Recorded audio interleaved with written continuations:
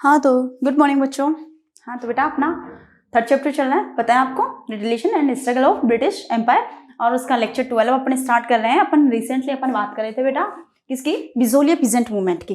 कौन से, Bijolia peasant movement की अपन जो है चर्चा कर रहे थे बेटा। ठीक है, तो देखो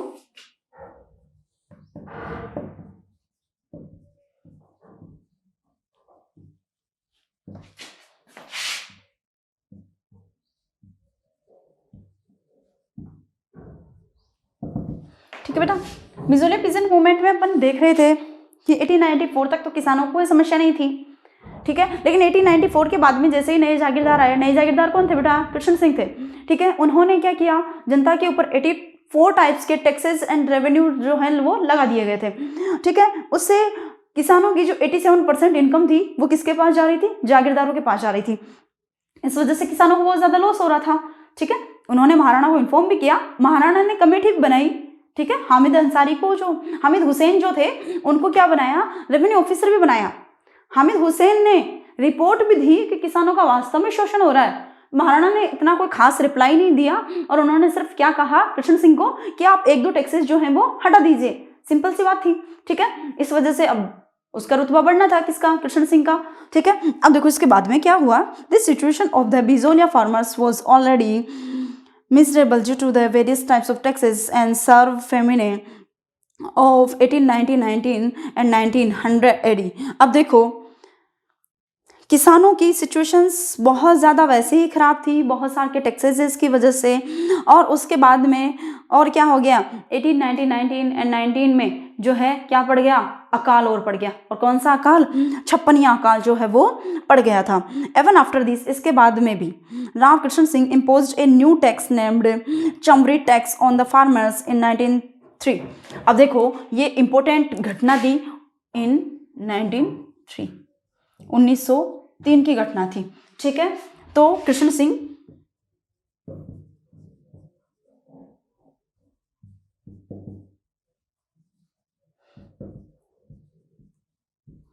imposed a new tax, imposed new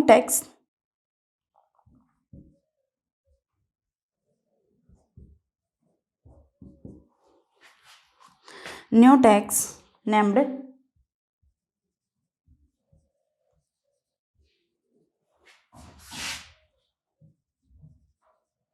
चमरी tax. Okay, Chamri tax इन्होंने, राव कृष्ण सिंह ने 1903 में, ठीक है, राव कृष्ण सिंह ने 1903 में एक नया टैक्स और इम्पोज कर दिया, बावजूद किसके, इतने सारे के टैक्सेस लगाने के। और उसके बावजूद भी 1890 और 90 में जो अकाल पड़ा था, छप्पनी अकाल, उसमें किसानों की स्थिति बहुत ज़्यादा डाउन हो चुकी थी। इसके बावजूद भी 1903 में कृष्ण सिंह ने एक नया जो टैक्स था वो और इम्पोज किया किसानों के ऊपर, जिसका नाम था चमड़ी टैक्स। यदि आपसे यही क्वेश्चन पूछ ले कि चमड़ी टैक्स का मीन क्या होता है, ठीक है, वो भी दे रखा है, उस चीज को ध्यान में रखना है। तो अपन चमड़ी टैक्स देखेंगे, चमड़ी टैक्स क्या होता है।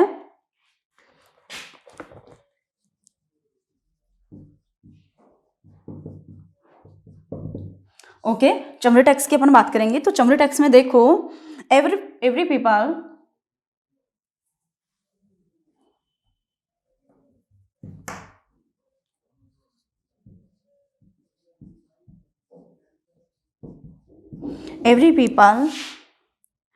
had to deposit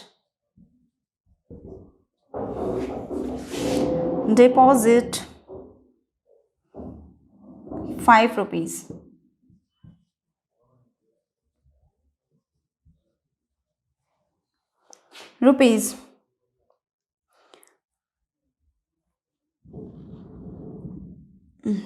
in the state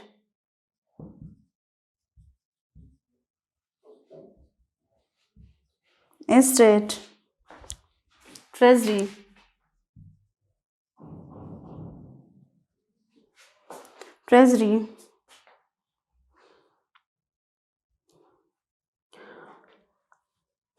on the occasion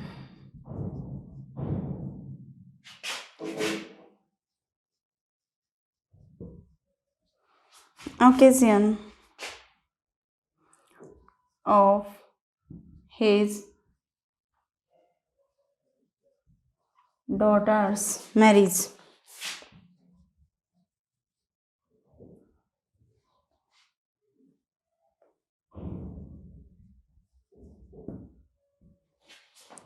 Marriage. Okay हाँ देखो 1903 में कृष्ण सिंह ने एक नया टैक्स लगाया। वो टैक्स कौन सा था? चमड़ी टैक्स था। चमड़ी टैक्स का मीन क्या होता है? Every people had to deposit 5 rupees in the state treasury on the occasion of his daughter's marriage. अपनी बेटी की शादी के मौके पर, ठीक है, अपनी बेटी की शादी के मौके पर किसी भी किसान को जो है 5 रुपए कहाँ पे जमा करवाने पड़ेंगे? राज्य का जो राज्य कोष है उसमें जमा करवाने पड़ेंगे। कितने रुपए? 5 रुपए। 5 रुपए का मतलब क्या हो गया? 50,000 रुपए। ठीक है, 5 रुपए का मतलब क्या हुआ? 50,000 रुपए। उस वक्त की बात हो रही है, 1903 की बात हो रही है। ठीक है, या उससे भी ज्यादा ही मान लीजिए, 15,000 से भी जो है 50,000 से भी ज्यादा मान लीजिए। तो देखो समझ में आ गई ये चीज आपको कि कोई भी व्यक्ति जो है 5 रुपए डिपॉजिट करना पड़ेगा यदि वो अपनी बेटी की शादी कर रहा है। तो ये कौन सा टैक्स था? चमड़ी टैक्स था। बिना 5 रुपए जमा करवाए कोई भी अपनी बेटी की शादी नहीं कर सकता। ठीक है, तो अब इसके बाद में देखो फिर क्या हुआ। हाँ देखो, चमड़ी tax was not only A form of economic burden on the residents of Bijolia but also the extremely offensive from social viewpoint।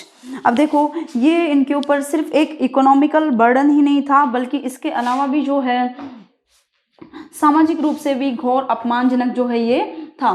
ठीक है, मतलब इसे अपन इकोनॉमिक बर्डन ही नहीं कर सकते, इसे ये क्या था? अपमानजनक भी था। किसानों का इसमें पूरी तरीके से अपमान हो रहा था। ठीक है, अब इसमें देखो फिर क्या हुआ। इसमें The farmers opposed this tax peacefully and did not get their daughters married for 2 years। किसानों ने इसका विरोध जो है शांतिपूर्वक किया और किसी ने भी अपनी बेटी की शादी 2 वर्ष तक नहीं की। मतलब 2 वर्ष तक कोई भी किसान ने अपनी बेटियों की शादी नहीं की।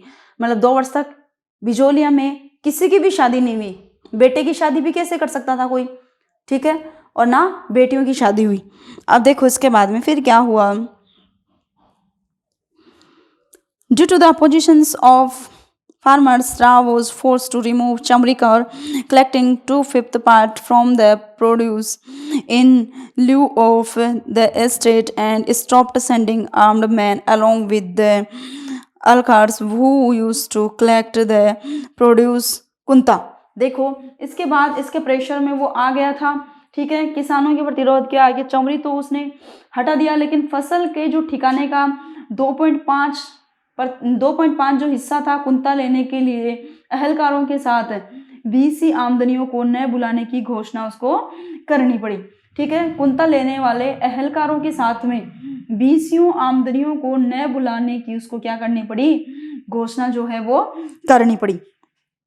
कुंता भी क्या था? एक नंबर का एक जो है टैक्स था। इसके बाद देखो इन 1906 में 1906 की बात है। द न्यूली अपॉइंटेड जागीरदार पृथ्वी सिंह और Bijolia not only ended the existing old concessions but also imposed a new tax name तलवार बंदाई ऑन हिज सब्जेक्ट। 1906 में एक नया जागीरदार बना।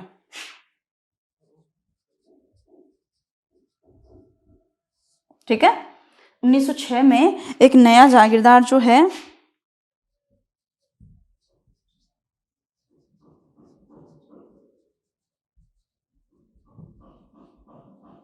न्यूली अपॉइंटेड जागीरदार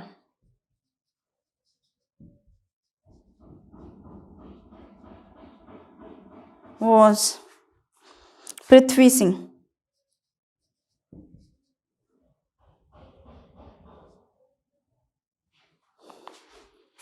न्यू अपॉइंटेड जागीरदार कौन था?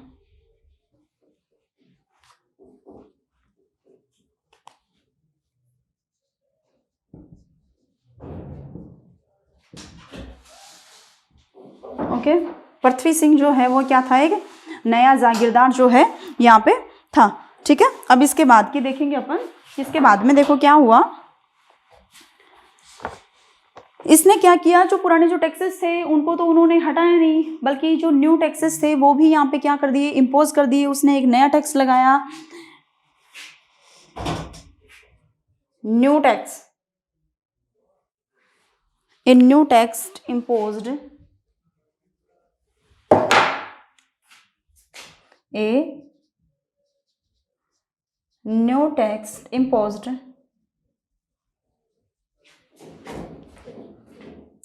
named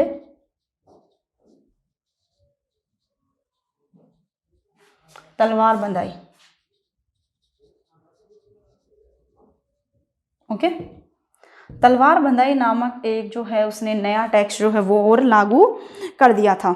ठीक है बेटा, अब इसके बाद में देखो अपनी प्रजा पर उसने एक नया टैक्स और लगाया, कौन सा, तलवार बंदाई। जबकि चमड़ी टैक्स किसने लगाया था, कृष्णा सिंह ने लगाया था।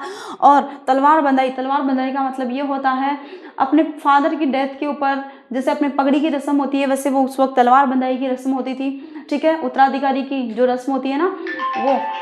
तो इसके बाद में देखो फिर क्या हुआ, तलवार बंदाई की जो रस्म होती है, ठीक है, उसमें इन्होंने जो है कृष्ण सिंह ने तो कौन सा टैक्सेस इम्पोज किया था, चमड़ी टैक्स जो है वो इम्पोज किया था। लेकिन 1906 में जो है जागीरदार पृथ्वी सिंह ने एक न्यू टैक्स लगवाया था, वो था तलवार बंदाई। तलवार बंदाई का मीन ये होता है, ठीक है बेटा, कि इसमें जो था तलवार बंदाई का मीन ये हो गया कि अपने फादर की डेथ पर जो जैसे पगड़ी बंदाई की जो रस्म होती है, ठीक है, वैसे ही तलवार बंदाई की रस्म जो है वहाँ पे होती थी, तो उस पर भी उन्होंने टैक्स लेना क्या कर दिया, शुरू कर दिया। एक तरफ अपने फादर की डेथ का सदमा, दूसरी तरफ जो है उनको टैक्स भी पे करना पड़ता था यदि उनका उत्तराधिकारी बनना है तो। अब देखो इसके बाद में देखो फिर क्या हुआ इसमें, during the time of Prithvi Singh when plunder and exploitations had reached its height in 1913 under the leadership of Sadhu Sitaram Das, Fateh Karan Charan and the Brahmadev. The farmers refused to plow the fields in the Jagir range. अब देखो 1913 में जब जागीरदार पृथ्वी सिंह के जो मतलब शोषण थे वो जब अपने शिखर तक पहुंच चुके थे, तो इसके बाद में देखो साधु सीताराम दास, फतेह करण चारण और ब्रह्मदेव ने जो है फार्मर्स, इन सभी ने मिलकर जो है जागीरदारों की जो भूमि थी उसको बोने से क्या कर दिया, मना कर दिया। मतलब जो उन्होंने क्या कर दिया, एक मूवमेंट शुरू कर दिया था। ठीक है, किस बात के लिए मूवमेंट शुरू कर दिया कि हम अब जागीरदारों की जमीन नहीं बोएंगे। As the field of jagir range remained uncultivated, the estate incurred huge loss.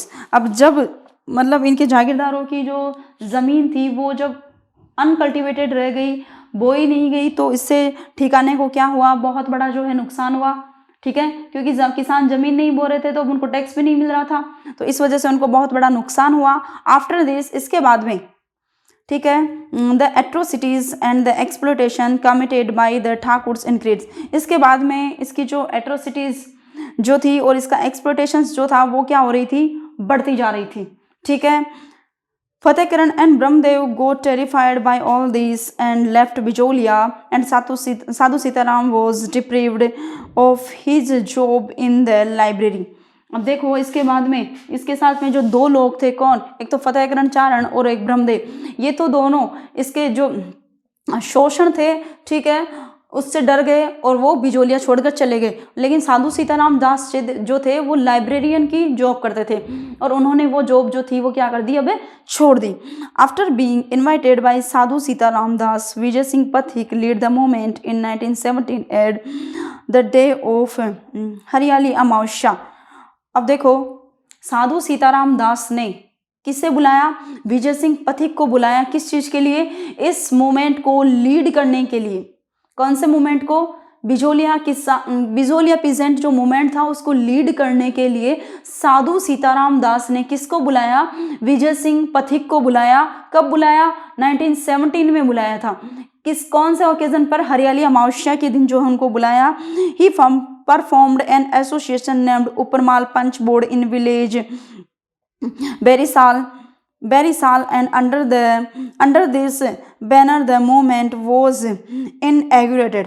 अब देखो बिजोलिया पीजेंट मूवमेंट स्टार्ट हुआ 1917 में, वैसे 1913 में ये जो शुरू हो गया था।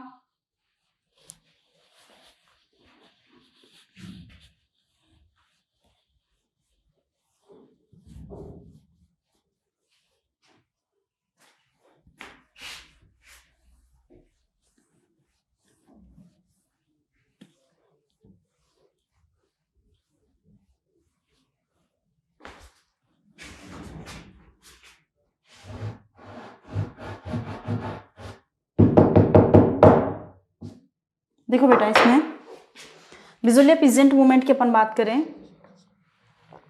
इन 1913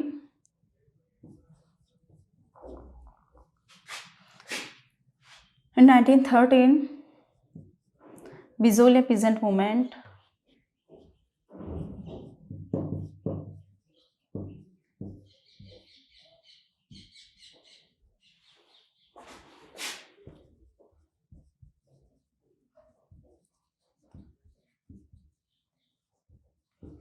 started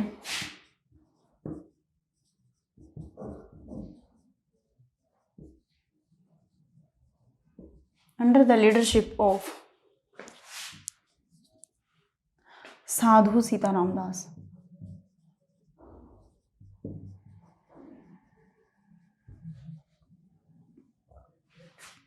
दास। फतेहकरण चारण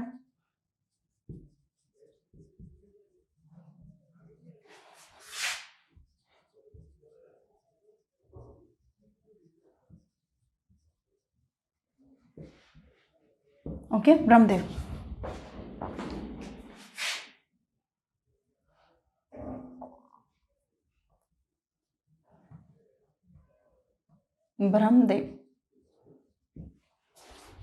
ओके बेटा, ये जो पीजेंट मूवमेंट था वो 1913 में स्टार्ट हुआ, किसकी लीडरशिप में? साधु सीताराम दास, फतेहकरण चारण और ब्रह्मदेव। मतलब साधु ये फतेहकरण चारण और ब्रह्मदेव इससे हट अलग हो गए थे, ठीक है। इन 1917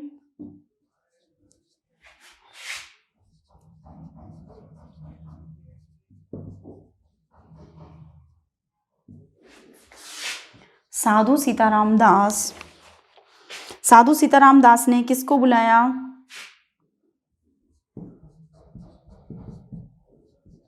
इनवाइटेड विजय सिंह पथिक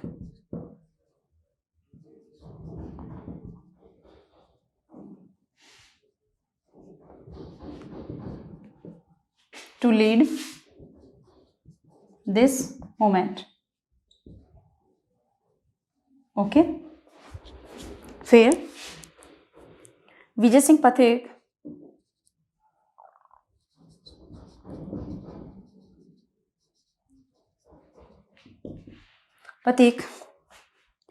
विजय सिंह पथिक formed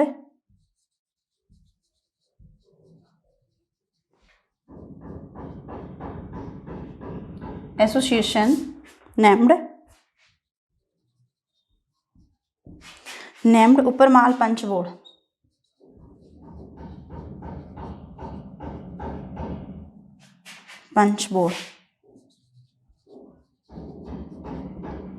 ओके, इन्होंने जो है मतलब विजय सिंह पथिक ने एक एसोसिएशन बनाया जिसका नाम था उपरमाल पंच बोर्ड जो है उन्होंने ये एक एसोसिएशन बनाया था, संगठन बनाया था। इसके बाद में देखो, impressed by the bravery and unity of the farmers, Tilak not only wrote a newspaper column in the newspaper Kesari but also wrote a letter to Maharana Fateh Singh of Mewar that the royals of Mewar made immense sacrifices for independence। अब देखो इन किसानों की जो unity थी और जो bravery थी, बहादुर था और यूनिटी दोनों से प्रभावित होकर जो थे, तिलक ने न सिर्फ अपने समाचार पत्र के कॉलम में किसान आंदोलन के बारे में लिखा, बल्कि इन्होंने जो है महाराणा फतेह सिंह को भी जो है मेवाड़ की जो स्वतंत्रता के लिए लड़ रहे जो किसान थे उनके बारे में भी जो है क्या किया, उनको जो है बताया, पत्र लिखा उन्होंने, ठीक है। अब देखो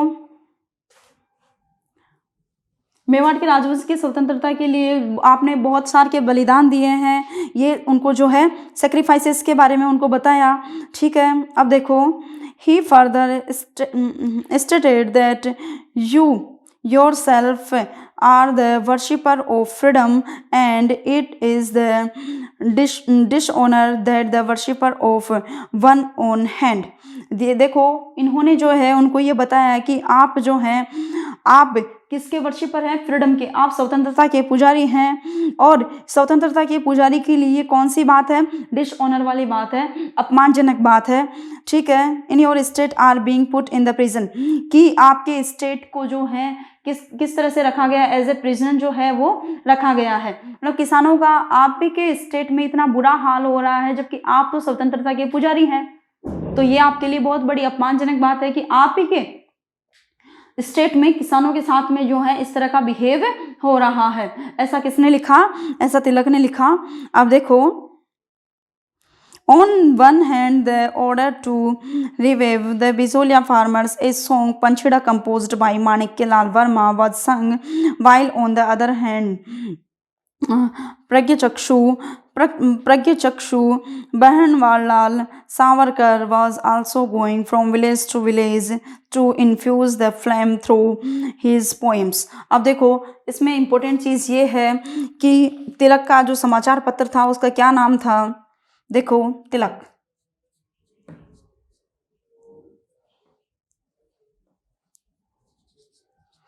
तिलक wrote a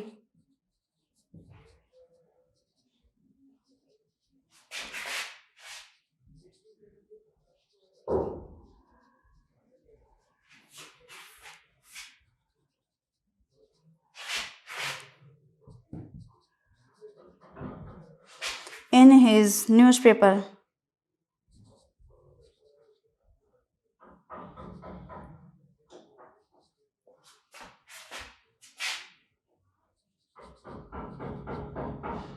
केसरी।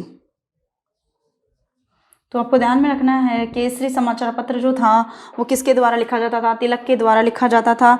इसके अलावा महाराणा, ये देखो, एक थे जो माणिक्यलाल वर्मा,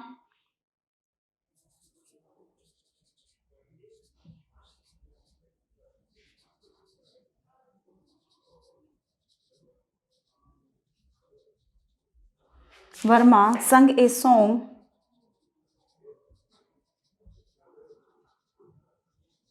नेम्ड पंछीड़ा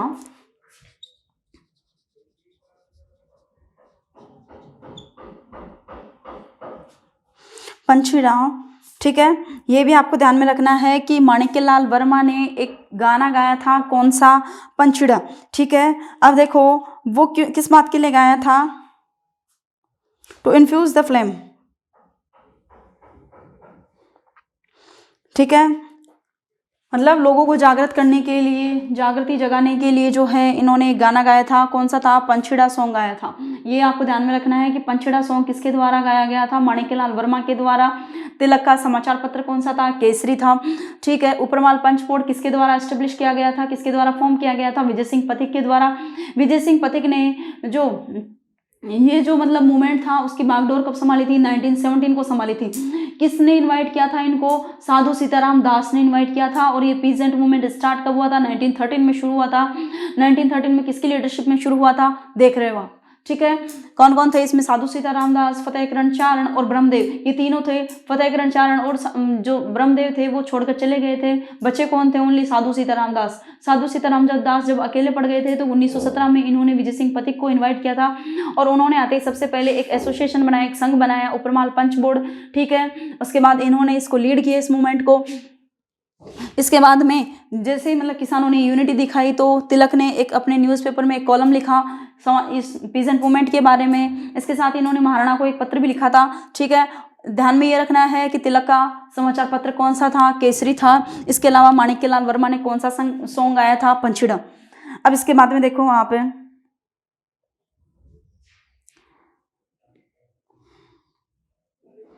देखो, with the objective to inducting the spirit of nationalism in Bijolia, young man Pathik established a association named Uparmal Seva Samiti and published a panchayat paper named Uparmal Ka Dhanka देखो बहुत सारे के जो मतलब किस बात के लिए, spirit of nationalism in Bijolia, Bijolia में राष्ट्रीयता की भावना को फैलाने के लिए बहुत सारे के जो यंग मैन थे और पथिक थे उन्होंने एक एसोसिएशन बनाई। और वो एसोसिएशन कौन सी थी? उपरमाल सेवा समिति। एसोसिएशन कौन सी थी? उपरमाल सेवा समिति नामक एक एसोसिएशन उन्होंने बनवाई। ठीक है, देखो इसके बाद में इन्होंने पब्लिश्ड ए पंचायत पेपर नेम्ड, और इन्होंने एक पंचायत पेपर के नाम से जो है एक न्यूज़पेपर पब्लिश करवाया। ठीक है, उसका नाम क्या था? उपरमाल का डंका। क्या नाम था? उपरमाल का डंका नाम से जो है एक पत्रिका शुरू करवाई उन्होंने। इसके अलावा देखा in order to promote the movement across India, Pathik sent a silver bracelet to Ganesh Shankar Vidyarthi, the editor of newspaper Pratap, published from the Kanpur on behalf of farmer. अब देखो विजय सिंह पथिक ने एक सिल्वर की राखी किसके पास भेजी? गणेश शंकर विद्यार्थी के पास। ये चीज़ आपको ध्यान में रखनी है बेटा। ठीक है, ये चीज़ आपको ध्यान में रखनी है कि विजय सिंह पथिक ने चांदी की राखी भेजी थी गणेश शंकर विद्यार्थी को, जो कि एडिटर थे कौन से समाचार पत्र के? ठीक है, प्रताप समाचार पत्र के एडिटर थे इन्होंने। ये प्रताप समाचार पत्र को पब्लिश करते थे। ठीक है, केसरी के कौन थे? तिलक थे। और प्रताप के कौन थे? प्रताप के थे गणेश शंकर विद्यार्थी। ये कहाँ से उसको पब्लिश कर रहे थे? कानपुर से। ठीक है, तो उनको राखी भेजी किस बात के लिए? कि आप हमारा क्या करें, इस आंदोलन में सहयोग करें। सहयोग का मतलब क्या था? कि जनता को जागरूक करने का काम करें। और जनता जागरूक कैसे होती थी? न्यूज़पेपरों के माध्यम से। ठीक है, तो इसके बाद में देखो, हाँ देखो इसमें, हाँ Ganesh Shankar Vidyarthi accepted the bracelet and promise to support the movement. Ganesh Shankar Vidyarthi ने राखी स्वीकार की और उनसे जो है मूवमेंट को सपोर्ट करने के लिए प्रॉमिस किया। Pratap newspaper provided A national identity the Bijolia peasant movement. Pratap समाचार पत्र के माध्यम से ही जो है पूरे भारत में इस आंदोलन को जाना गया। ठीक है, the representations of the public movement of Mewar in Premchand novel Rangbhoomi is reflection of the Bijolia peasant movement itself. अब देखो मतलब जो पब्लिक मूवमेंट था मेवाड़ का, उसकी छवि किसमें देखने को मिलती है? प्रेमचंद का एक मतलब काव्य था, नोवेल था रंगभूमि, उसमें इसकी जो है छवि देखने को मिलती है। प्रेमचंद लेखक थे, आप जानते हो सभी। प्रेमचंद का एक काव्य था, ठीक है, एक नोवेल था, उसमें जो है रंगभूमि में जो है इस चीज़ को देखने को मिल सकता है कि किस तरह से बिजोलिया में किसान आंदोलन हुआ था। ठीक है बेटा, in April 1919 the Udaipur state government formed a commission under the chairmanship of the Mandalgarh hakim Bindulal Bhattacharya. Mandalgarh hakim Bindulal Bhattacharya in the order listen to complaints of Bijolia farmers. 1919 में उदयपुर की जो गवर्नमेंट थी उसने एक कमीशन गठित किया, और कमीशन के जो चेयरमैन थे वो कौन थे? बिंदुलाल भट्टाचार्य थे। और ये कमीशन कहाँ पे गठित किया गया? मांडलगढ़ में।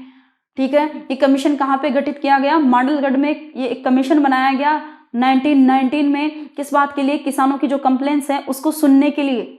और इस कमीशन के चेयरमैन कौन थे? बिंदुलाल भट्टाचार्य थे। ये चीज़ आपको ध्यान में रखनी है कि 1919 में जो मांडलगढ़ में क्या बनाया गया था? एक कमीशन बनाया गया था, और उस कमीशन के चेयरमैन कौन थे? बिंदुलाल भट्टाचार्य थे। ठीक है, अब देखो the commissions advocated various recommendations for the benefit of the farmers, but Mewar government did not pay attention of them। ये जो कमीशन था इसने बहुत सारे की रिकमेंडेशंस बताई, बेनिफिट ऑफ द फार्मर्स, किसानों के मतलब लाभ की बहुत सारी की चीज़ें बताई, लेकिन मेवाड़ सरकार ने इसकी ओर कभी भी जो है ध्यान नहीं दिया। कमीशन बनाया, पहले भी ऐसा ही हुआ था, उन्होंने कमीशन बनाया था, उसने रिपोर्ट भी दी लेकिन ध्यान नहीं दिया। दोबारा भी ऐसा ही हुआ, कमीशन बनाया लेकिन ध्यान उस पर जो है नहीं दिया गया। इसके बाद में देखो द मूवमेंट कंटिन्यूड। मूवमेंट ये जो आंदोलन था वो लगातार चलता रहा। इसके बाद में देखो a functions as usual. Officers to foreign minister of Indian government believed that a quick alliance should be made with the Bijolia Kisan Panchayat, otherwise the peasant movement may take a violent form in Rajputana. अब देखो मतलब ऐसा हुआ कि भारत सरकार के विदेश विभाग के अधिकारियों का ये मत था कि बिजोलिया किसान पंचायत के साथ शीघ्र समझौता किया जाना आवश्यक था, वरना अन्य संपूर्ण राजपूताने में किसान आंदोलन उग्र हो सकता है।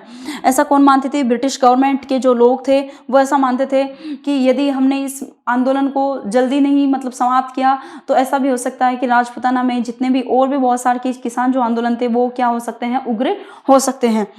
ठीक है, तो इसके बाद वॉयलेंट हो सकते हैं। इसके बाद देखो, in the order of pacify and weaken down the Bijolia movement a high level committee was formed under the chairmanship of Robert Holland, the AGG of Rajasthan. Rajasthan के एक AGG थे, ठीक है, एजेंट टू गवर्नर जनरल, जिस AGG को बोला जाता है, ठीक है, तो वो थे कौन? Robert Holland. उनकी लीडरशिप में जो है एक कमीशन बनाया गया था, एक कमीशन जो है वो फॉर्म्ड किया गया था, ठीक है।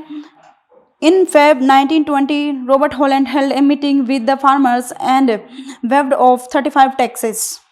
अब देखो, फरवरी 1922 में जो है रॉबर्ट हॉलैंड ने एक मीटिंग रखी किसानों के साथ में और उसने 35 प्रकार के जो टैक्सेस थे वो क्या कर दिए? हटा दिए गए। Unfortunately due to the complications in the state this alliances could not take a permanent form. लेकिन दुर्भाग्यवश ये जो मतलब संधि हुई थी किसानों और रॉबर्ट हॉलैंड के बीच में, ये परमानेंट जो है वो नहीं रह सकी, मतलब स्थायी जो है वो नहीं रह सकी। इन 1927 में the oppositions to the new arrangement of the high rate of land revenue, the farmer left their cultivable land, the advice by Vijay Singh Patik to pressurize the state government। अब देखो 1927 में जब मतलब ये जो arrangement हुआ था high rates land revenue का जो अरेंजमेंट था, जिस तरह से जो इनसे हाई रेवेन्यू लिया जा रहा था, ठीक है, बहुत ज़्यादा मात्रा में रेवेन्यू लिया जा रहा था, तो इस वजह से किसानों ने जो जागीरदारों की जो ज़मीन थी वो बोने से क्या कर दी? मना कर दी। किसकी एडवाइस पर? विजय सिंह पथिक की एडवाइस पर, ठीक है। विजय सिंह पथिक मतलब सरकार को प्रेशराइज करना चाहते थे, दबाव डालना चाहते थे। दबाव डालने के लिए उन्होंने क्या किया कि किसानों से ये कहा कि आप इनकी जो ज़मीन है वो बोओ ही मत, यदि आप बोओगे नहीं तो इनको टैक्स नहीं मिलेगा, ठीक है। ऐसा विजय सिंह पथिक ने एडवाइस दी किसानों को और किसानों ने ऐसा छोड़ भी दिया। उनकी जो ज़मीन थी जागीरदारों की वो उसको कल्टीवेट नहीं किया, बोया नहीं। इसके बाद में देखो, but contrary to the farmers' belief, when the state showed the auction this land, it got new farmers who were ready to claim that land। अब देखो, लेकिन ऐसा हुआ कि जो फार्मर्स थे उनको जो है उनके विश्वास के अगेंस्ट हुआ कि वो जो सोच रहे थे वैसा कुछ भी नहीं हुआ, ठीक है। जो ठिकाने द्वारा जो किसानों ने भूमि छोड़ी थी उनकी उन भूमि के लिए उनको क्या मिल गए? नए किसान मिल गए। मतलब बहुत सारे के किसानों ने ज़मीन छोड़ दी। अब आपको पता है मतलब एग्रीकल्चर जो लेबर थी वो बहुत ज़्यादा मात्रा में बढ़ती जा रही थी। बहुत लोग जो हैं वो एग्रीकल्चर से जुड़ना चाह रहे थे, तो जागीरदारों की जो ज़मीन थी उनके लिए क्या मिल गए? नए किसान मिल गए, ठीक है। तो गवर्नमेंट प्रेशर में नहीं है, ये नए किसान मिल गए। तो देखो फिर क्या हुआ, Pathik was blamed to be responsible for make the farmers leave their cultivable land। अब जब किसानों ने विजय सिंह पथिक के कहने पर ज़मीन छोड़ दी और उस ज़मीन के लिए नए किसान मिल गए, तो उन किसानों को तो जो जागीरदार थे वो ज़मीन देने वाले थे नहीं। तो अब जो जिन किसानों ने ज़मीन छोड़ी अब वो बेरोजगार हो चुके थे और वो बेरोजगारी के लिए अब किसको ब्लेम कर रहे थे? विजय सिंह पथिक को ब्लेम कर रहे थे कि यदि आप हमें ये एडवाइस नहीं देते कि ज़मीन छोड़ दो तो हम ज़मीन नहीं छोड़ते। अब विजय सिंह पथिक जो हैं इस चीज़ से बहुत ज़्यादा प्रभावित हुए। और देखो इसके बाद after which the detach from the movement the farmers continued the movement to get their land back, it continued to 1941। अब देखो विजय सिंह पथिक को इस चीज़ के लिए जिम्मेदार ठहराया गया। इस वजह से वो मूवमेंट से क्या हो गए? अलग हो गए थे, ठीक है। मूवमेंट से वो क्या हो गए? अलग हो गए। और ये जो किसान आंदोलन था वो लगातार चलता रहा जब तक उनको उनकी ज़मीनें नहीं मिल गई। और ये कब तक चलता रहा? 1941 तक जो है ये मूवमेंट जो है वो चलता रहा। ओके बेटा, अब अपन नेक्स्ट जो मूवमेंट देखेंगे वो सिक्कर पीजेंट मूवमेंट जो है वो नेक्स्ट वीडियो में अपन देखेंगे। ओके बेटा, हैव ए गुड लक।